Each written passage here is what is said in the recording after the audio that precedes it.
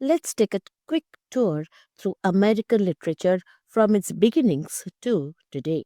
First, we have the pre colonial period. Before 1607, Native American oral traditions were rich with stories passed down through generations, sharing cultural values and histories. Then we have the colonial and early American period. From 1607 to 1776, writers like Anne Bradstreet and Jonathan Edwards focused on religion, survival, and exploration, laying the groundwork for America's literary voice. It was followed by the Revolutionary and early national period.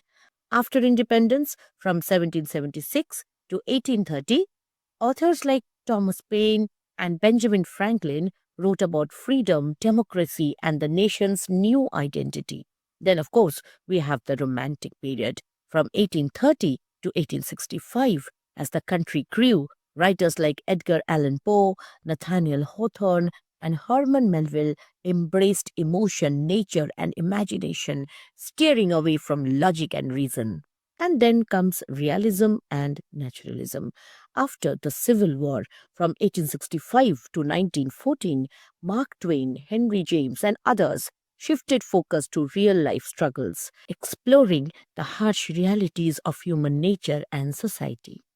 During the World Wars from 1914 to 1945, we have the modern period.